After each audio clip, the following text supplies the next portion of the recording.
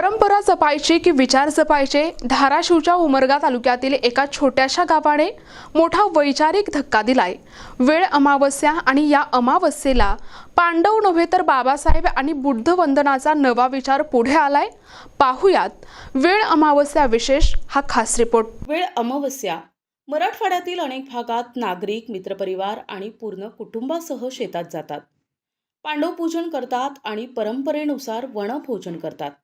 मात्र धाराशिव जिल्ह्यातील उमरगा तालुक्यातल्या बेडजवळगा गावात आज एक वेगळंच चित्र पाहायला मिळालं।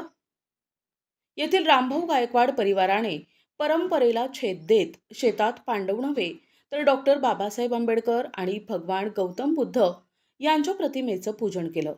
केवळ पूजनच नाही तर मित्रपरिवारासह समता, बंधुता आणि विवेकाचा संदेश देत वैचारिक वनभोजनही करण्यात आलं। आपलं जीवनच पूर्णतः बाबासाहेबांच्या तत्वावर आलेलं आहे आणि बाबासाहेबांच्यामुळेच हे सगळं बहुधन संपत्ती प्राप्त झालेली आहे आणि त्यांच्यामुळेच आपल्याला आपल्या जीवनाचा विकास झालेला आहे। आणि म्हणून पांडव प्रताप हे नामधारी आहे, परंतु मूळ अर्थ इथे आहे की बाबासाहेब आणि भगवान बुद्धाच्या सेवेत आम्हाला रममान व्हायचं आहे आणि त्यांच्यामुळेच आमचं कल्याण झालेलं आहे, हे आमच्या मनात धारणा आहे। आमच्यासाठी परंपरेपेक्षा विचार महत्त्वाचा आहे असं मत त्यांनी व्यक्त केलं। ही केवळ एक कौटुंबिक कृती नव्हती, तर अंधश्रद्धेपेक्षा विज्ञान, दैववादापेक्षा माणूस आणि परंपरेपेक्षा परिवर्तन यांची ठाम भूमिका होती। आजही अनेक गावांमध्ये परंपरेच्या नावाखाली विचारांची गळचेपी होत असताना बेडजवळग्यातील या घटनेनं नव्या पिढीसमोर नवा विचार मांडलाय, असं मत यावेळी उपस्थित महिलांनीही स्पष्टपणे मांडले। जे आपण शेतात पिकवतो, जे नवीन म्हणजे शेतात जे पिकवलेलं असतं ते शिजवून 4 लोकांना जीव घालणे किंवा त्याच्यातून जे समाधान भेटते ते शेतकऱ्याला खूप म्हणजे समाधानकारक असते। वनभोजनाचा आस्वाद, वनभोजन वगैरे त्याच्यात समाधान भेटते।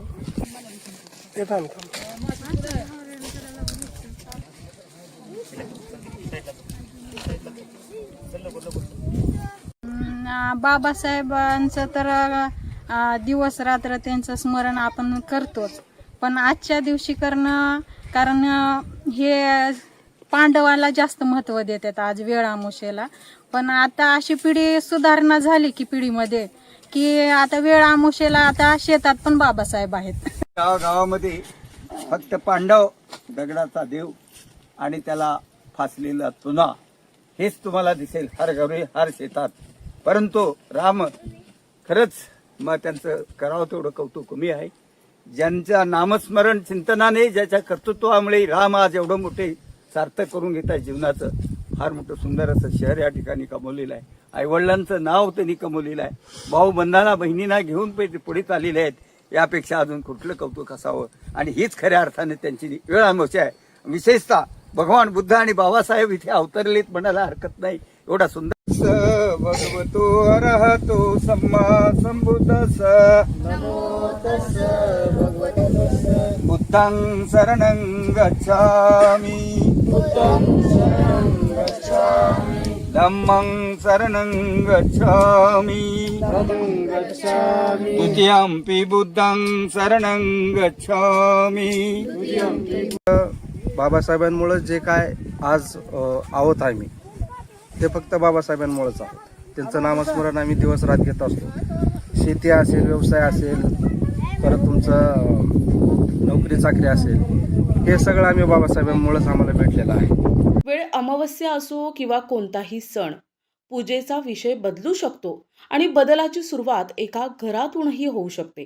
हेच उमरग्यातील गायकवाड परिवारानं दाखवून दिलंय। वनभोजनानंतर रोहित वाघमारे यांनी लिंबाच्या झाडावर लागलेले मोहोळ काढून आणत सर्व पाहुण्यांचं तोंडकोड केलं। वेळ अमावस्या आहे, मध खाण्याला हे खूप महत्त्व असतं, म्हणून आम्ही मोहोळ मारून सर्व मुलांना, सर्व जेवढे आमचे नातेवाईक आहेत सर्वांना मध चारून तोंड सर्वांचं गोड केलेलं आहे।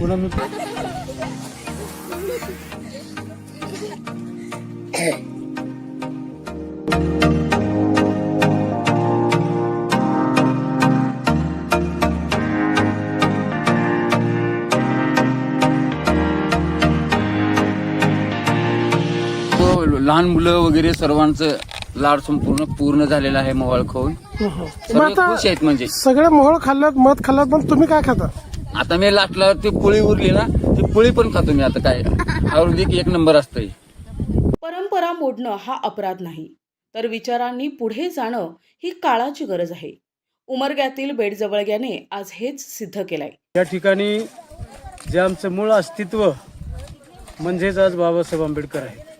आमचे पूर्वजांचे जे काय दिवस होते, आज साधं पाणी आम्हाला प्यायला या ठिकाणी खुलं नव्हतं. खाण्यापिण्याचा तर विषयच लांब होता. अशा परिस्थितीमध्ये आज आम्ही ज्या जीवन आम्ही जगत आहोत, हे केवळ आणि केवळ डॉक्टर बाबासाहेब आंबेडकरांच्या पुण्याईनं. आज या ठिकाणी आम्ही भूमिहीन, आज घरसुद्धा आम्हाला नव्हतं, शेत नव्हतं, परंतु या ठिकाणी 5 एकरची जमीन आज आम्ही घेतलेली आहे. आमच्या वडिलांना अख्खं आयुष्य आमचं खड्डे खंदून आणि मजुरी करून गेलं, परंतु आज आम्ही बाबासाहेब आंबेडकरांच्या उपकारामुळे आज आम्ही शिकलो, सवरलो. आम्ही आज वैचारिक ज्ञान या ठिकाणी प्राप्त करून आम्ही बाबासाहेबांमुळेच या ठिकाणी हे सर्व काय करतोय, ते बाबासाहेबांमुळं.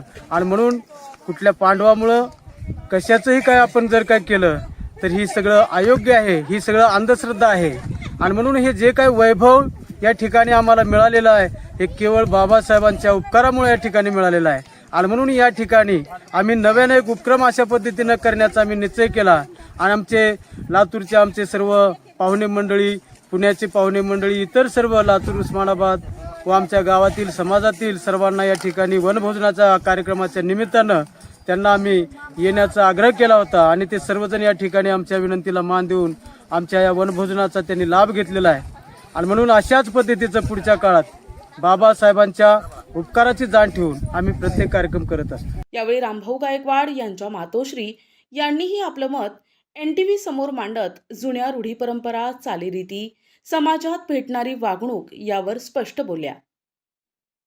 घर झाडायचं, अंगण झाडायचं, त्यांनी पुन्हा मग तेवढं करून येऊन पुन्हा आणि जाऊन भाकरी आणायचं. कोण 1.5 द्यायचं, कोण 2 द्यायचं, भाकर वरण, कोण शिळं द्यायचं. पुन्हा असलं काम होतं तेव्हा मागं आम्ही बारीक होतो तेव्हा. म्हणजे मजुरी करून त्यांना भाकरी मागायचं. त्यांच्यासाठी घरात काम करून ते मजुरी केलेले 8 चिपट माल देत होते. ते अंगण घर झाडून आलं का ती भाकर देत होते. त्यावेळेस तुम्हाला शेती वगैरे होती का? कुठली शेती ना भेटी. आम्ही बारीक असताना आमची आजी ही ते असं करायत होते, जात होते, ती माहिती आहे.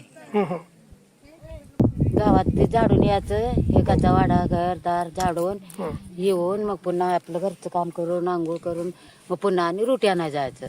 मग त्यावेळेस ते शिवून घ्यायचे का लोक? घेत नव्हते. मग रोटी कसं द्यायचं? असं हातात धरायचं. मग ती आपली लोक म्हाताऱ्या राहू तरण्या राहू असं करत होत्या. मग त्याने हातात आणून असत रोटी टाकत होते टोपी पदरात. आणि ते तांब्या काय तर घेऊन गेलेलं त्याच्यात वरण वाढलेलं असं हातात धरून आणत होते. चुकून समजा तुमचा स्पर्श झाला त्या लोकांना तर काय करत होते की आंघोळ्या करत होते मन, कुठं भांड्याला लागल्यावर भांड जाळत होते मन असं म्हणतात. पण शिवून घेत नव्हते आम्ही बारीक असल्यावर. आता तेव्हाचं काळ आणि आताचं काळ बदललेलं कसं दिसतं? आता एक कुणाला बोलू दे ना, एवढं बारकं लिकरू बोलू दे ना. ते शिवणूक तर म्हणायचं बुडूनच गेलं. पण काय उग बोलला तर सुद्धा कोण कुणाला बोलू दे ना. बाबासाहेबांनी केलाय मग कष्ट खाऊन. बाबासाहेब नसते तर आपण असं नसतो. आता काय हे बाबासाहेबांना सर्व करून ठेवलाय. येशीच्या बाहेर गाव होतं तुमचं, आता गावात गाव बांधलंय, माड्यावर माड्या बांधलंय, गावात गाडी, हातात गाडी, पुन्हा सर्व तुम्हाला मिळालंय बाबासाहेबाच्या करणीमुळे. म्हणून सर्व चांगलं त्यानं जसा केलाय तसं त्याची करणी आपण त्याच्या मनासारखं 4 आणि का होईना आपल्याला घडेल तेवढं करायचं. प्रतिनिधी सचिन बिद्री, NTV न्यूज मराठी, उमरगा, धाराशिव.